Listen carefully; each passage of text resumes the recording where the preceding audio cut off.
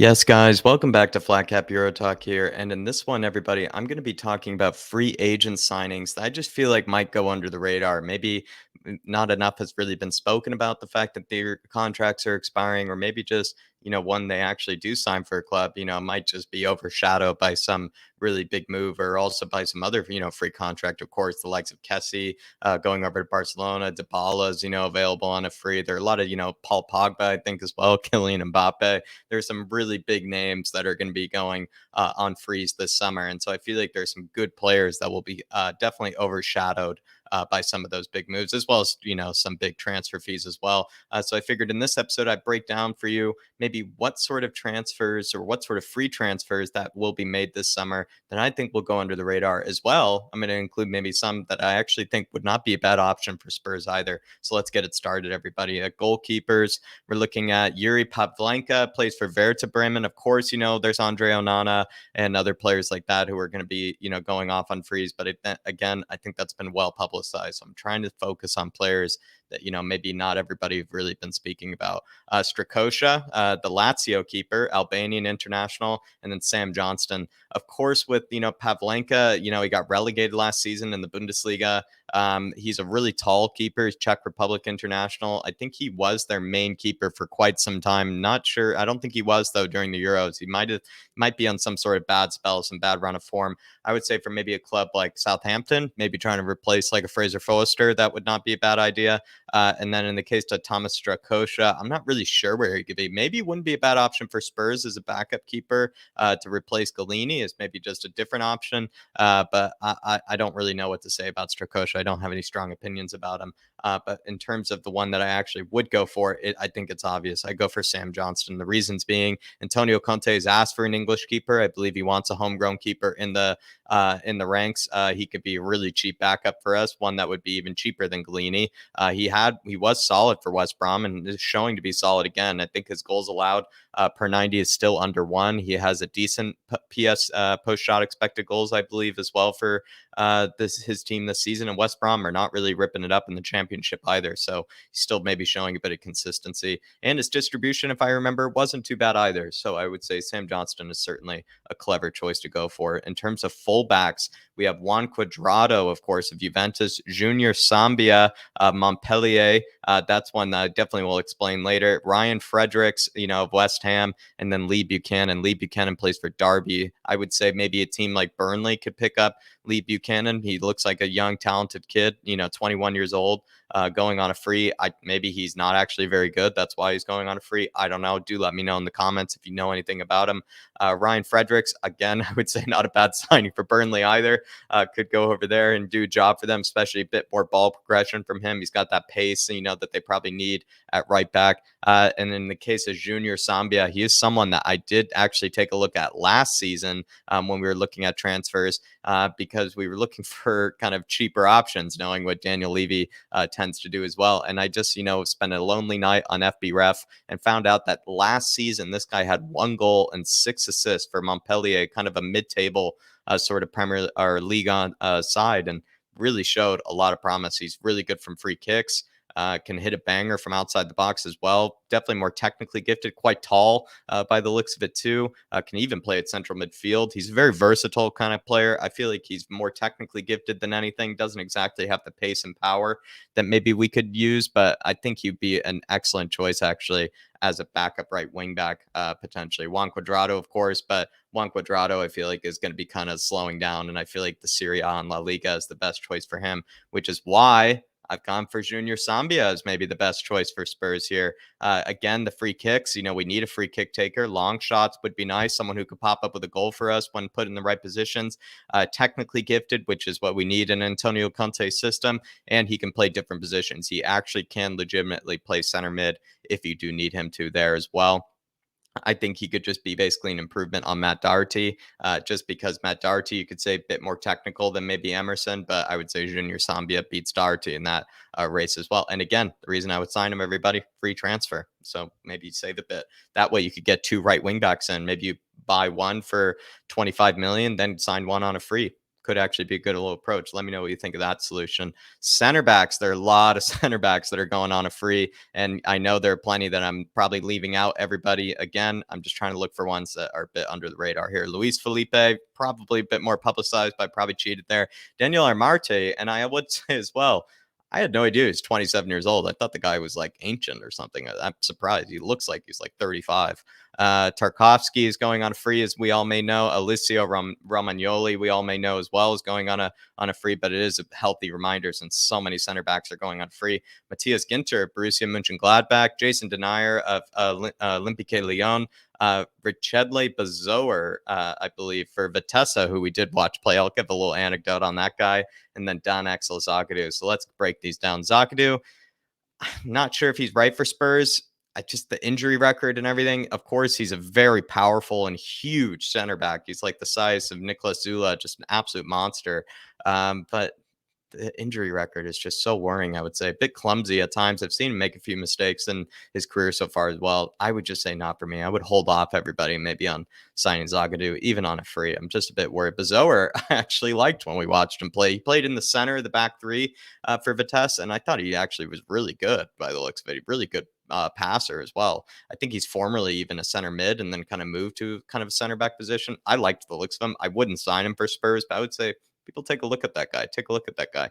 Jason Denier as well, 26 years old. Of course, starts for the Belgian national team and is also a decent passer and can be, definitely a good player for lots of sides. If he's leaving Ligue 1, I would say teams in Serie A could certainly take him up. Maybe like a Roma would be good for him, as well as Premier League sides. If he were to go to a Premier League side, I think Newcastle would actually be a good signing for that guy. I think that could make a lot of sense for him as, a team where he wouldn't have to play week in, week out. You're like constantly every single match, but he could also be able to play Premier League football regularly. Maybe even a Brighton could be good for him. I could see him going to a Brighton.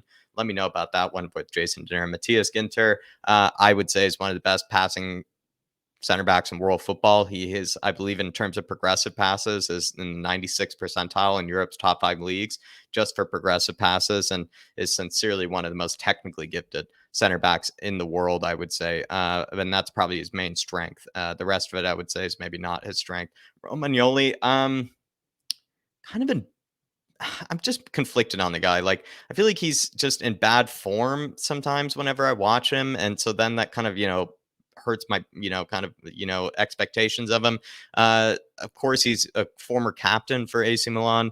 I just feel like he's kind of like a Harry Maguire of the Serie A, but I feel like that's really harsh. So do let me know if I'm just way off on that. But I feel like he's kind of become a Harry Maguire of the Serie A, where Simon Kjær's taken a spot, Tamori's taken a spot. It just seems like he's maybe just been outplaced by AC Milan, which kind of just makes me not really want him over at Spurs. But I think maybe what a good move for him could be again, perhaps he makes a move to a Roma, maybe they take him away, but would he move to a club like that? Maybe a bit of a rival, not sure. Maybe a move over to the La Liga could be nice for him. I could say, maybe a torn up club like Valencia could do with a guy like that. Maybe as well, if you go to Liga, you could see him maybe going to a Lyon, maybe to replace someone like a Jason Denaire. The Premier League, I'm just not sure. He doesn't seem like a Premier League player to me, but I could be wrong. Let me know if you think a Premier League club could sue him. Tarkovsky, I could see going anywhere in the Premier League. Actually could be a good one for Spurs, to be honest. He actually could be a decent choice for us.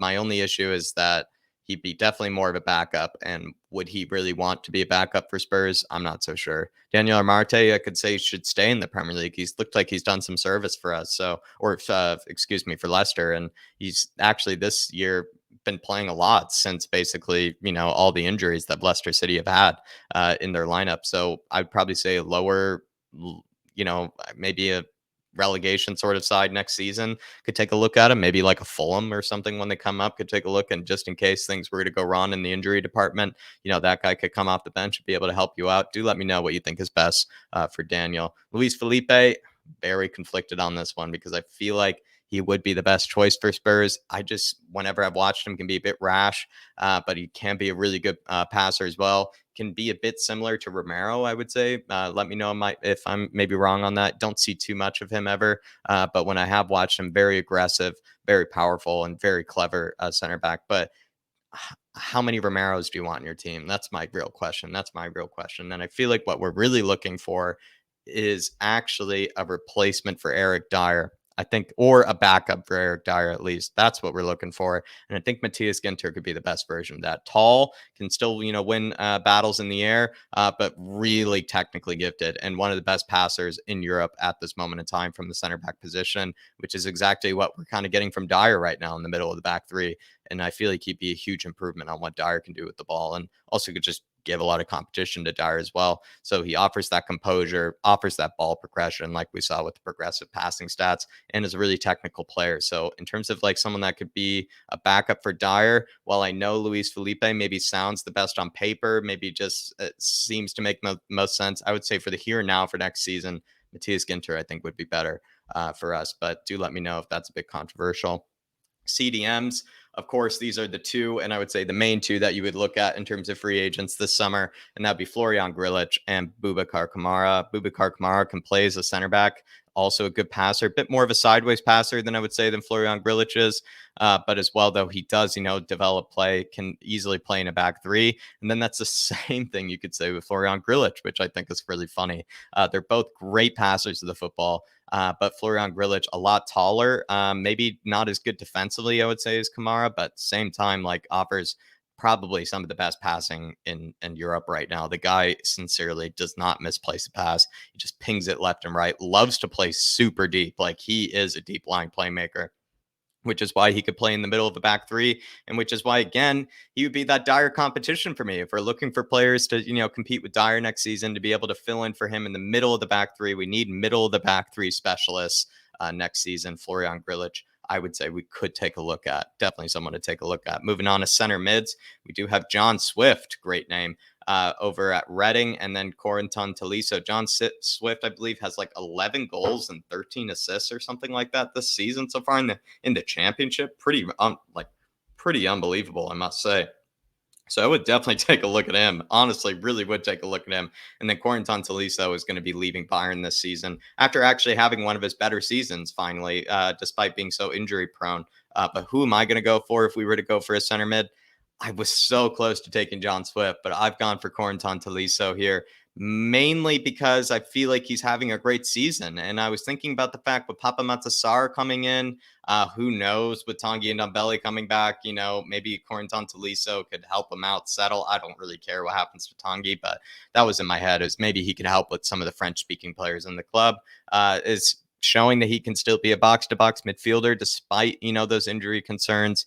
Has off the back of, I would say, a good season. Go look at his numbers on FBref. He's having a good season, and he can score goals. He's always been able to be that guy that can pop up with a goal or two. So that's why I would say Corentin Tolisso, for somebody that we need that could sign on a free, that could get us a few goals and whatnot, be, somewhat of a replacement slash not replacement, more of like a backup for maybe a Bentancur or a Skippy. I think he could do all the roles basically somewhat well. And that's what I think we're kind of looking for. A guy in the center mid position that can be CDM, be a box to box, can do a bit of all of it. And for free as well. Sounds like a good deal for me. Wingers, going for Bernadeschi here. Di Maria, everybody, by the way, is going on a free. And Adnan Januzaj, major throwback to Man United days. And then Perisic. Bernadeschi, of course, one of the best tattoos in the game, but is on a free and 27 years old. Di Maria, 34 years old. I think he'll be probably going back to Argentina if he were to go on a free. Adnan Januzaj, this will be interesting with Sociedad. And then Perisic, of course, where will he go at 33 years old? Perisic, I know everybody says maybe take him at Spurs.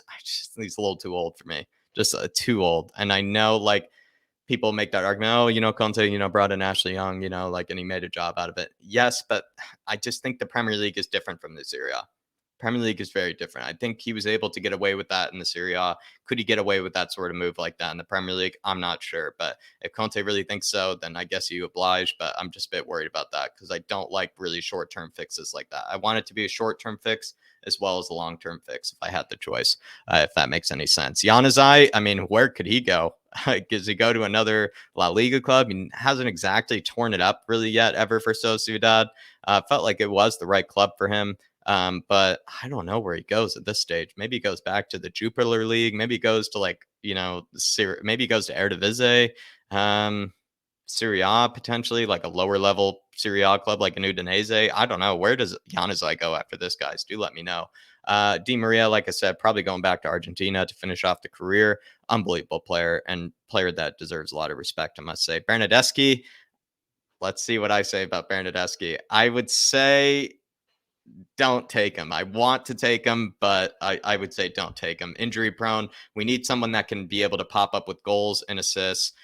Can Bernadeschi really do that in the Premier League? I'm not sure. I am not sure. He is a clever player, a tricky player, could be somewhat similar to what Kulusevski offers, but I'm not sure. I'm not sure. And then in terms of strikers, everybody, a big shout out could be Ben Brereton Diaz, of course, as well, over at Blackburn Rovers. But does he really get into Spurs' side or anything. I'm not sure. And then with those wingers, as you saw, I didn't even tick any of them either. So of any of the free transfers that maybe go under the radar, I know we would take Paulo Dybala. Believe me, I would take Paulo Dybala. But of the free agent transfers that could go under the radar this summer that maybe we could just take advantage of over at Spurs, I would say again, maybe Florian Grillitsch is the one that I really am most excited about. Junior Sambia, I would take a look at if we were to do two right wing backs in the summer. I would take a look at him. Matthias Ginter could be a great, little option as well, maybe alongside DIER to be able to play back up to him or also challenge him, especially for in European competitions. And Corentin Tolisso, I'm actually not so convinced on. If I really did have the choice, probably wouldn't take him, but I'm not going to turn my nose at him either. Do let me know, though, maybe players that I missed or players that you feel like maybe I should have shown a bit more respect for on this one that you would have taken instead. As always, everybody, do let me know everything in the comments, maybe suggestions for other videos, as well as maybe just players that you feel like I missed out on. But everybody, do hit that like button on your way out and do hit that subscribe if you are new, and I will be seeing you.